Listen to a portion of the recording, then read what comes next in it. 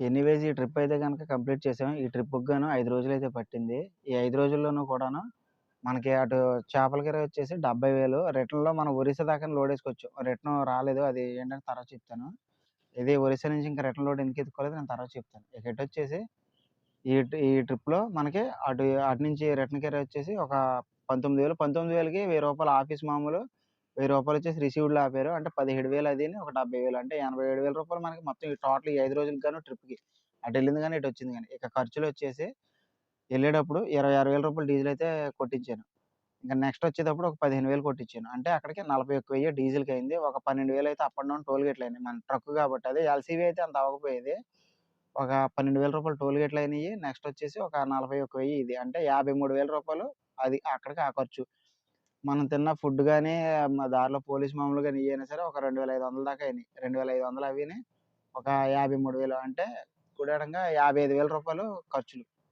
ఈ రూ. 55,000 పక్కకు పెట్టేత్తే గనక మనకి ఎంత 87,000కి గాను 55,000 తీసేత్తే ఇంకుండేది రూ. 32,000. ఇది మన ప్రాఫిట్ వచ్చేసి. ఈ రూ. 32,000లో ఏంటంటే నేనిప్పటి దాకా లాంగు ఈ బండి ఏది అదర్ స్టేట్‌కి ఎప్పుడు పెట్టలేదు. ఇదే ఫస్ట్ ట్రిప్ పెట్టడం. దీనివల్ల ఏంటంటే ఆల్ ఇండియా పర్మిట్ ఒకటి కట్టాను. National permit. అంటే బండికి కావాలండి. నెక్స్ట్ ఇంకా తిరగాలంటే కావాలి కదా! అది మరి మన జేబులోంచి తీయాలంటే తీయలేం. దీని మీద తోలు కట్టాలి. అవతలేంటంటే కట్టినాను మా ఫ్రెండే కాబట్టి ఒక 23,000 సరేరా నువ్వు ట్రిప్ ఎళ్ళొచ్చిన తర్వాత ఇచ్చేయి అని చెప్పేసి పర్మిట్ అయితే కట్టిచ్చారు. ఇంక అదే పర్మిట్‌తో ఎళ్ళొచ్చాను. రూ. 23,000 అయితే తీసేయండి. ఈ ఈ 32,000లో 23,000 తీసేస్తే ఇంకెంత ఉంటుందండి? ఇంకా 9,000 ఎంతో ఉంటుంది. 9,000 మిగులుతుంది. ఈ 9,000 ఇప్పుడు నాతో వచ్చిన డ్రైవర్ స్వామికి గాని, ఇంకా నాకు గాని ఇది. ఈ ట్రిప్ ప్రాఫిట్ అయితే. ఇక నెక్స్ట్ వచ్చేసి ఈ బళ్ళు తీసుకుందాం లేకపోతే ఈ బండి తీసుకుందాం అని చెప్పేసి నన్ను ఒక భయ్యా అయితే అడిగాడు. ఇదంతా కేవలం ఏంటంటే ఆయన అడిగారు. అసలు బండి ఈఎంఐ ఎంత ఇదంతా ఏంటని. ఎనీవేస్ బ్రదర్ నేను చెప్పేదైతే ఒకటండి. ప్రస్తుతం వచ్చేసి ఈ కార్తీక మాసం అయిపోతుంది కాబట్టి నెక్స్ట్ సీజన్ స్టార్ట్ అవుతుంది. ఈ సీజన్‌లో మీరు ఏదైతే ఇప్పుడు ఈ 3019, 182 ఈ బండి తీసుకుందాం అనుకుంటున్నారో ఎందుకంటే మన బండి ఇదే కాబట్టి నన్ను దీని గురించి అడిగారు. ఈ వెహికల్ ఏదైతే తీసుకుందాం అనుకుంటున్నారో అదే ఈ వెహికల్‌కే మీరు ఈ సీజన్ ఎన్ని రోజులుంటే అన్ని రోజులు కూడాను మాక్సిమం డ్యూటీకెళ్ళండి. డ్యూటీకెళ్ళి దాని మీద మీకు ఎలాగో డైలీ ఇప్పుడు చూస్తా ఉంటారు. దీనికి ఆయిల్ ఎంతవుతుంది? మెయింటెనెన్స్ ఎంతవుతుంది? ట్రిప్‌కి ఎంతవుతుంది? ట్రిప్‌లు ఎలా ఉన్నాయి? ఈఎంఐ ఎంత? ఏంటనేది మీకు తెలుస్తుంది. దీని గురించి ఒక అవగాహన వస్తది. కాబట్టి మీరు ముందు ట్రిప్పులకైతే వెళ్ళండి. వెళ్లి చూసుకొని ఈ సీజన్ అంతా తిరిగి మనకి డ్రైవర్‌కి ఎంత మిగులుతుంది? ఓనర్‌కి ఎంత మిగులుతుంది? లేదా ఓనర్ కమ్ డ్రైవర్‌కి ఎంత మిగులుతుందనేది మీకొక టాలీ చేసుకో ఒక ఇదుంటది. ఆ తర్వాత మీరైతే వెహికల్ తీసుకోవడానికి చూడండి. ఎందుకంటే ఒకటండి మాక్సిమం మన డ్రైవింగ్ చేసే ప్రతి ఒక్కరు కూడా మిడిల్ క్లాస్ వాళ్ళమే. మనకి ఎనకాల సంపాదించింది ఇంకోటుండదు. ఎందుకంటే సంపాదించుంటే మనం ఈ పని ఎందుకు చేస్తాం? వేరే ఇంకేదో చేసుకుందాం అనుకుంటాం కదా! నిన్న చూసారు కదా! నేను ట్రిప్‌లో యాక్సిడెంట్‌లయి. ఆ రోడ్ల మీదకెళ్ళి ఇంట్లో భార్య పిల్లల్ని వదిలేసి అంత బాధపడం. అంత బాధలు పడుతున్నామంటే ఏం చేస్తాం తప్పదు. మనకొచ్చిన పని ఇదే కాబట్టి మనం ఇదే చేసుకోవాలి. కాబట్టి నెలొచ్చేటప్పటికి ఇప్పుడు నేను ఈ బండికొచ్చేసి నేను 50,000 కడుతున్నాను ఫైనాన్స్. అంటే రూ. 50,000 ఫైనాన్స్ కట్టాలంటే రోజుకొచ్చి ఎంత పక్క పెట్టాలో ఆలోచించుకోండి ఒకసారి. మినిమమ్ 2,500 అన్నా పక్కకు పెట్టాలి డైలీ మనం తిన్నా తినకపోయినా సరే. 2,500 పక్కకు పెడితే ఒక 50,000 ఇది మెయింటెనెన్స్‌కో 10,000 పక్కకు పెట్టినట్టు అవుతుంది. ఇది కాకుండా మరి మన జీతం మన ఇంట్లో తినాలి. ఇంకా పిల్లలు ఉంటాయి కదా కొన్ని కొన్ని.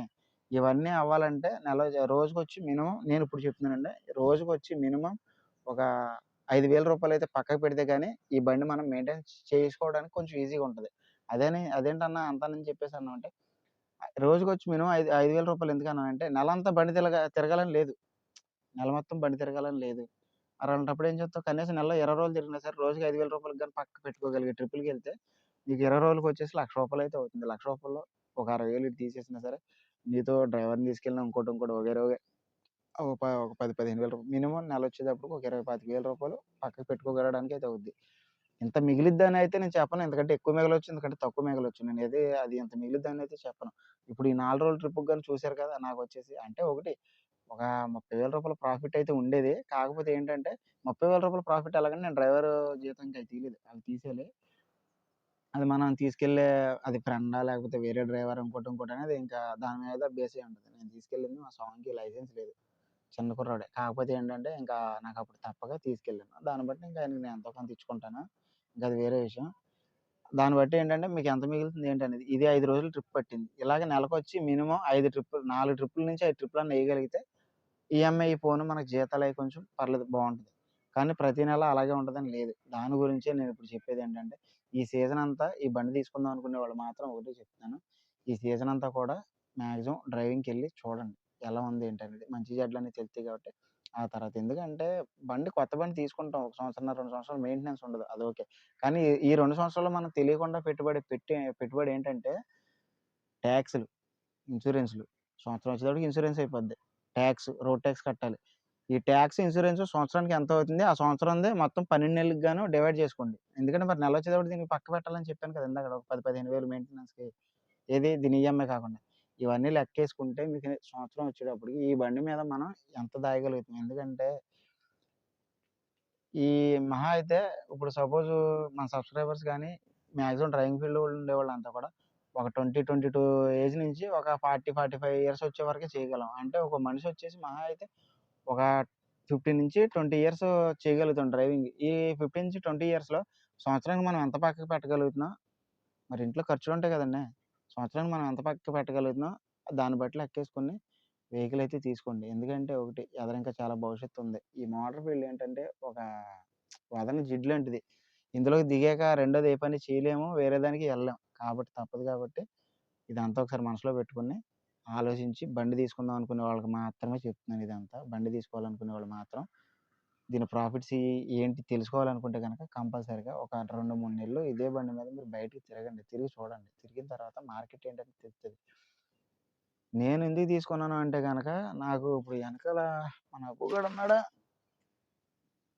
కనిపిస్తుంది కదా! మన అబ్బుగాడు. చిన్న బండి. ఇదొకటి. ఇది కాకుండా ఇంకో 2 వెహికల్స్ అయితే ఉన్నాయి నాయి. ఒక డీమాక్స్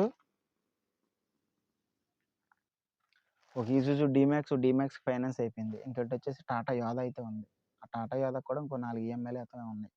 అవి నాకు కొంచెం ఏంటంటే నెలొచ్చేటప్పటికి నాకు కొంచెం వేడి నీళ్ళు కింద అదే అంటారు కదా! చన్నీళ్ళకి వేడి నీళ్ళు తోడన్నట్టు నాకు కొంచెం అవి ఇబ్బంది లేకుండా ఉంటది. దాని గురించి ఏంటంటే నేను ఈ బండి తీసుకోవడం కొంచెం ధైర్యం చేశాను. ఏంటంటే ఓ నెల ఇబ్బందయినా సరే వాటిల మీద కట్టగలం అన్న ధీమా. అంతే తప్ప ఈ ఒక్క బండి మీద సంపాదించి మనం చేయాలంటే నా వల్ల అయ్యేది కాదు. ఏంటంటే నాకు అవి కొంచెం ఫైనాన్స్ దగ్గరలో ఒకటయిపోయింది. ఇంకోటి అవి లోకల్‌లో నాకు అటు ఇటు తిరిగినా సరే కనీసం నాకు ఇంట్లో బర్డెనంతా చూసుకొని కొంచెం కొద్దో గొప్పో చేయగలనన్న ధీమాతోటి ఈ బండి తెచ్చుకున్నాను. నెక్స్ట్ ఎనీవేస్ ఇలాంటి బండి తెచ్చుకున్న ఎవరైనా సరే దీని గురించయితే ఆలోచించుకొని మీకు ఇంకేదైతే మేలనిపిత్తదో దాన్ని బట్టి చేయండి. ఇక్కడి దాకా ఈ వీడియో చూసారంటే మీకు నచ్చిందని చెప్పేసి అనుకుంటున్నాను. కాకపోతే ఒకటి నేను కలకత్తా ట్రిప్‌కైతే మంచి రెస్పాన్స్ వచ్చింది. ఇంక నెక్స్ట్ నన్ను ఇలాగే సపోర్ట్ చేస్తారని చెప్పేసయితే కోరుకుంటున్నాను. వీలైతే కొంచెం సబ్స్క్రైబ్ చేసుకోండి. ఎందుకంటే మనకి సబ్స్క్రైబర్స్ అయితే పెద్దగా లేరు. చూడడం అయితే నేను కలకత్తా వీడియో ఇంచుమించుగా 10,000 మందయితే చూసారు. కాకపోతే ఏంటంటే సబ్స్క్రైబర్స్ అనేది లేదు. అంటే మరి కంటెంట్ నచ్చిందో లేదో నాకు తెలీదు కదా! వీలైతే గనక మీకు నచ్చితే వీలైతే సబ్స్క్రైబ్ చేసుకోండి. లైక్ చేయడం మాత్రం మర్చిపోమాకండి.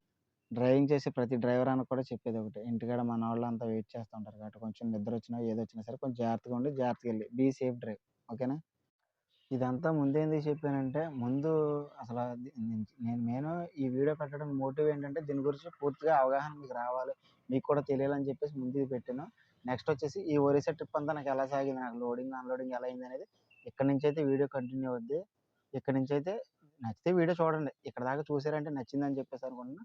ఇక్కడి నుంచి నెక్స్ట్ ఇంకా నాకు ఈ ఒరిస్సా ట్రిప్ ఎలా జరిగిందనేది ఇక్కడి నుంచి వత్తదనమాట. ఇదే వీడియోలో ఇక్కడి నుంచి కంటిన్యూ అవుద్ది. ఆ ట్రిప్ అయితే చూడండి వెళ్లి. ఇక్కడి దాకా మీరు చూసి మీకు నచ్చితే గనక. ఓకేనా? టైమొచ్చేసి 9 గంటలయితే అయింది. బంకలో పెట్టాను బండి తీసుకొచ్చి ఇండస్ట్రియల్ ఏరియా నుంచి.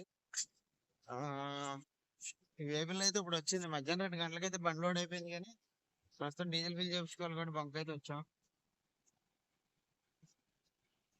ఒరిస్సాకి దాకానే కాబట్టి ఓ 15,000 కొట్టించుకుంటే మిగిలింది రేపక్కడ. ఎందుకంటే ఈ మధ్య దొంగతనాలు ఎక్కువ జరుగుతాయి. అక్కడ నాకు పట్టుకున్న ఇదో భయం. 15,000 भैया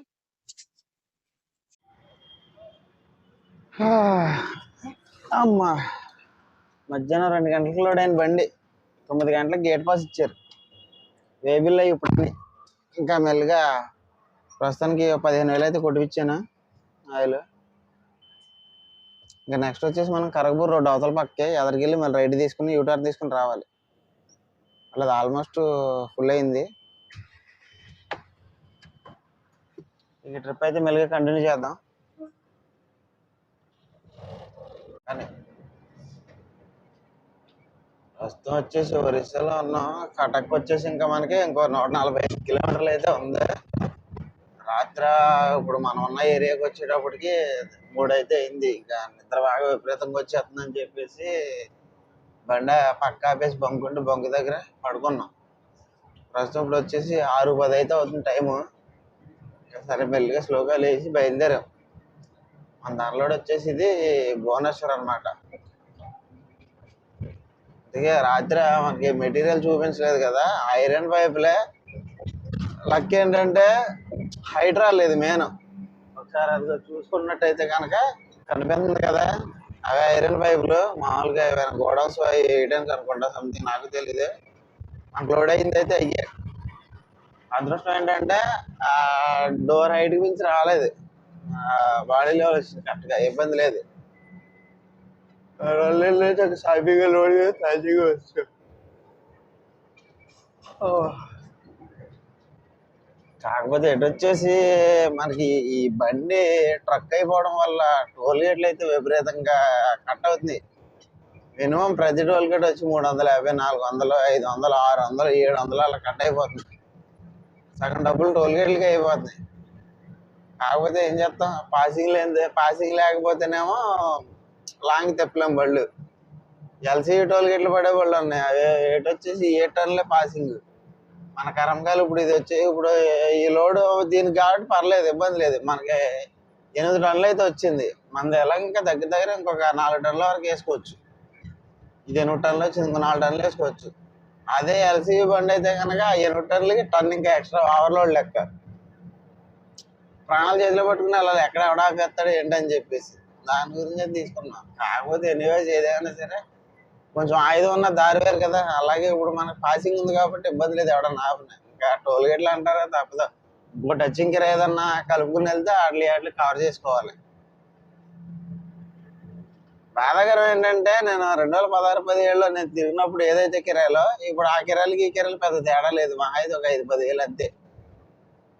అప్పుడేమో నేను తిరిగినప్పుడేమో 75 రూపాయలు అలా ఉండేది ఆయిల్ 1 లీటర్ వచ్చేసి. ఇప్పుడు ఇంచుమించుగా 95 రూపాయలు అయిపోయింది. డీజిల్ రేట్లు పెరిగిపోయినాయి, కిరాయిలు చూస్తే తగ్గిపోయినాయి. ప్రతి ఒక్కటి అలాగే ఏడిచింది. ఏం చేస్తాం, ఇంకా డ్రైవర్ లైఫ్ అంటేనే అంత తప్పదు. అలవాటు పడిపోయిన ప్రాణం, ఏ పని చేయలేం, దీన్నే చెయ్యాలి. ఏం చేయాలో తెలియక అలాగే. ప్రస్తుతం నేనేం చేశాను అలా, నేను అలాగే కదా, తప్పలేదు. ఈ ఏంటంటే ఇప్పుడు నేను కొత్తగా మార్కెట్లోకి దీన్ని అలవాటు చేసుకుంటున్నాను. ఎందుకంటే మొన్నటి వరకు చిన్న బళ్ళే కాబట్టి మనదంతా దందా వేరు. ఇప్పుడు ఏంటంటే సరే ఉంటాయి కదా ఇంట్లో ఎక్స్పెన్సెస్ ఉంటాయి, కొన్ని ఉంటాయి. నెక్స్ట్ వచ్చేసి ఏంటంటే మనకు కొంచెం డ్రైవింగ్ అంటే ప్యాషన్. అందులోకి యూట్యూబ్ ఛానల్ ఒకటి చేస్తున్నాం కదా, సర్లే దీని గురించి అని చెప్పేసి నేను ఈ బయటికి తిరగడం. లోకల్ అయినా తిరిగినా సరిపోద్ది కదా, దానికి వస్తే. కాకపోతే ఒకటి, నేను బయట కొంచెం కిరాయిలు ఎక్స్ప్లోర్ చేస్తే మనకి మార్కెట్లో ఒకటి ఆన్ మార్కెట్, ఆఫ్టర్ మార్కెట్. మన లోకల్ ఉన్నా సరే బయటకు వచ్చినా సరే దీని గురించి అంటే ఒక అవగాహన అనేది ఉంటుంది. ఎందుకంటే ఎప్పుడు ఒక చోట మనం స్టడీగా ఉండి ఏదైనా చేయాలంటే మన వల్ల అవ్వదు. ఎందుకంటే ఇది మోడర్న్ ఫీల్డ్, ప్రతిరోజు కాంపిటీషన్ ఫీల్డ్ అయిపోయింది. ఏ రోజు ఎవరు కొత్తగా వచ్చి మనకి కాంపిటేటర్ అవుతారో తెలియదు. కాబట్టి మనం అందరికంటే కూడా ఒక అడుగు ముందు ఉండడానికి ట్రై చేయాలి. ఏది ఒక మోడర్న్ ఫీల్డ్ వరకు చెప్తున్నాను. నాకు తెలిసిన సిద్ధాంతం అండి ఇది.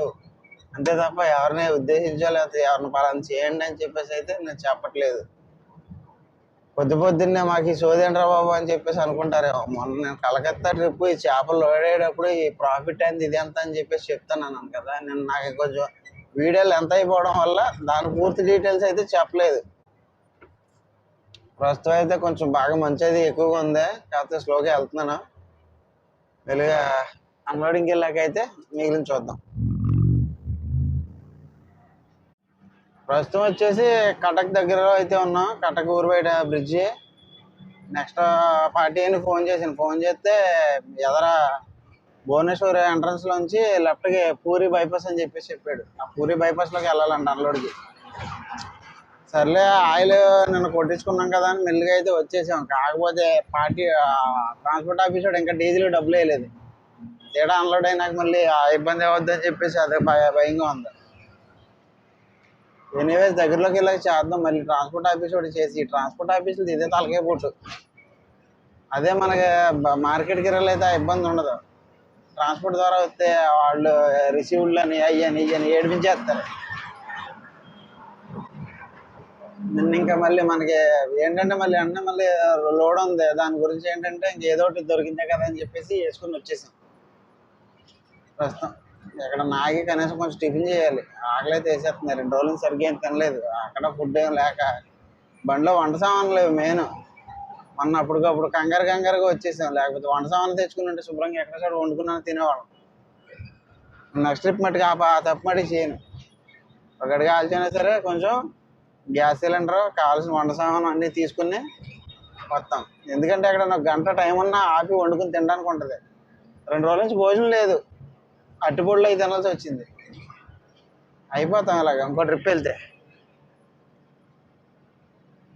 సరే ఎనీవేస్ అన్లోడ్లోకి వెళ్ళిన తర్వాతే చూద్దాం. దగ్గరలో అయితే ఇక్కడ ఎక్కడ కాటా ఉందన్నారు. కాటా పెట్టించుకుంటాం. మనం ప్రస్తుతం వచ్చేసి మనం పూరి బైపాస్లో ఉన్నాం. భువనేశ్వర్ ఎంట్రన్స్ నుంచే లెఫ్ట్ సైడ్ తీసుకున్నాం అనమాట. బ్రిడ్జ్ దాటంగానే దగ్గరలో ఎక్కడో కాంటా ఉంది. కాంటా పెట్టుకుని స్లిప్ తీసుకుని రమ్మన్నాడు. మనకు వచ్చేసి లొకేషన్ ఇంకా 2.4 కిలోమీటర్స్ అయితే చూపిస్తుంది. చూద్దాం ఇంకెంత దూరం ఉందండి. ఇక్కడ కాటా అయితే ఇప్పుడు దాకా కనిపించలేదు. దాని నుంచి ఇదే పూరి రోడ్డే వెళ్తున్నాం. ఇంకా రోడ్ అయితే ఎక్కడ తగ్గలేదు మరి. కాటా కాటా లొకేషన్ దగ్గరలోకి అయితే వచ్చాం. పొద్దున్న 9 గంటలకు వచ్చాం ఒరిస్సా భువనేశ్వర్ దగ్గర. ఈ పూరి బైపాస్ అన్నమాట ఇది. పొద్దున్న వస్తే ఇప్పుడు వచ్చేసి టైము 5:10 అవుతుంది. ఇప్పుడు అన్లోడింగ్కి తీసుకెళ్తున్నారు. అడిగితే పొద్దున్న నో ఎంట్రీ అన్నారు. మరి ఇప్పుడు ఏదో పాస్ ఏదో తీసుకున్నా పాస్ మీద తీసుకెళ్తా అని చెప్పేసి అంటున్నారు. చూడాలి. పాటేడేమో అలా అటు షార్ట్ కట్లో వస్తాను, మీరు అలా ఎన్హెచ్ హైవేకి వెళ్ళిపోయినారు. కనిపించేదే కోల్కతా చెన్నై హైవే. పొద్దున్న మనం అటు నుంచి వచ్చి ఈ రోడ్లోకి వచ్చాం. మళ్ళీ ఇప్పుడు లెఫ్ట్ తీసుకోవాలి మన వైజాగ్ వెళ్ళిపోయి అన్లోడింగ్ పాయింట్ ఎక్కడ మరి చూడాలి అంటే ఫుల్ ట్రాఫిక్ టైం అయిపోయింది.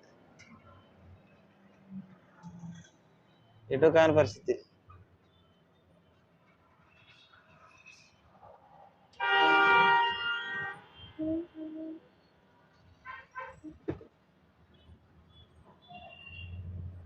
పొద్దున్నలో లో ఎంట్రీ మరి ఇప్పుడు ఏంటో తెలీదు.